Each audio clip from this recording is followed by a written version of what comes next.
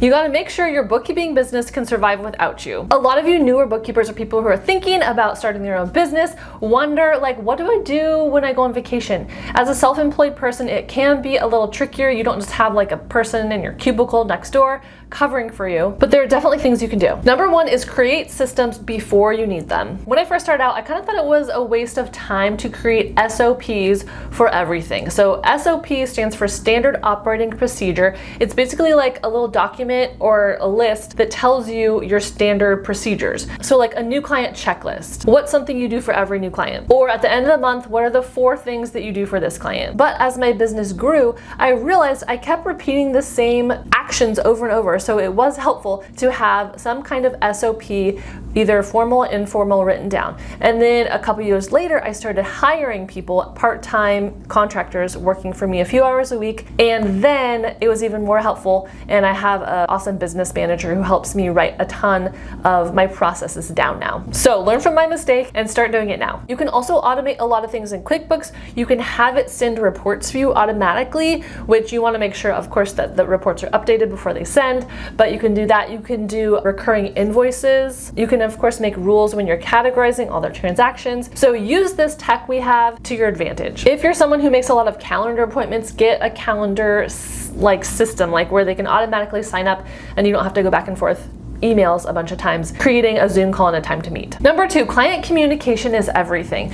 So most of the time, things aren't on fire with bookkeeping. Of course, one of the main deadlines that everyone has is tax time, so that's April, but we usually work ahead. Payroll is something that, is usually time sensitive. But my point is, if you communicate with your client ahead of time, say, I'm going on a 2-week vacation to Europe next month. Here are the items that I'm gonna do ahead of time for you. Here are the items that I'm gonna delegate. And here are the items that I'm gonna do when you get back. You're gonna get this report 2 weeks late. Is that okay with you? In my experience, clients have been really understanding. If you communicate it ahead of time, they know you're not just slacking off, but you have a plan and it's gonna happen. I am usually using like a triage strategy, I think you would call it. So there's different types of work, like I was saying. So maybe you're unexpectedly gone. Maybe you're really sick or you have a death in the family or something, some emergency comes up. Take a minute to compile all of your tasks and then just do the ones that are the very highest priority. So if it was payroll day and I was sick with the flu, I would probably be in my bed slowly sifting through the payroll stuff so the employees got paid on time, right? Okay, but let's talk about if you have a little more time to prepare. I am an eldest daughter and a Virgo, both which are known for being very like type A organized. But in the summertime, it's really hard for me to work. It's sunny outside. My kids are home from school. That's a big one. I really thrive on routine. And so during the school year, I have my great routine. I, do everything, wake up, do things at certain times.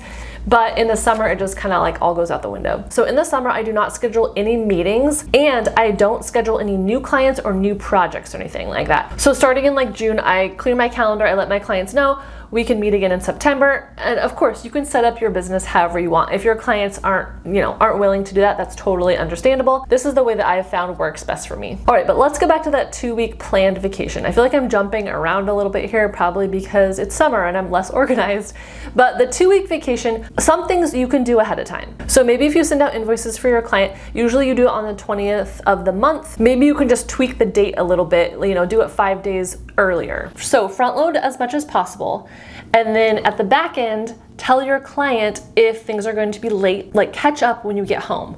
And let's talk about what to do when you're on vacation. So for this summer and at this stage in my life, I don't mind doing a little bit of work on vacation if it means that I can take a longer vacation, right? And more vacation. So we recently have built like a little cabin on a river and we're trying to go there a lot. And I've figured out how to just use the hotspot on my phone as internet because we don't have internet there. And last time we were there, I ran payroll. And I know some people like to turn off their computer completely when they're on vacation. But for me, it was worth it because I was able to spend more days there and it took me like 2 hours to run payroll that one day. So as I always talk about, we love bookkeeping because of how flexible it is. You have a lot of freedom to make choices to make your schedule as you like it. Another option for that middle section, that really big priority tasks, or I guess even when you're catching up when you get back, is to get a person to help you. I have a video all about hiring help as a bookkeeper, and you might be ready for it sooner than you think. I know it seems like, an employee, employee and barely like paying myself. But sometimes it is worth it. And like I said, I have people that work for me just a couple hours a week.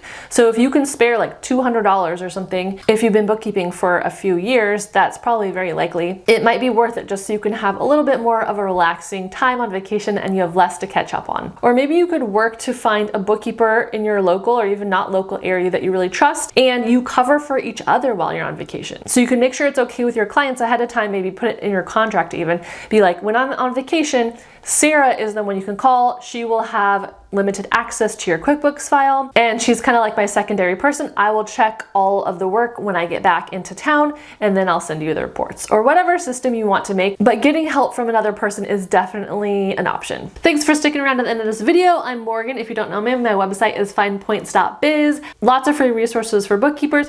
Let me know in the comments where you are heading this summer or where you already went this summer. All right, I will chat with you again next week with another bookkeeper video. Thanks.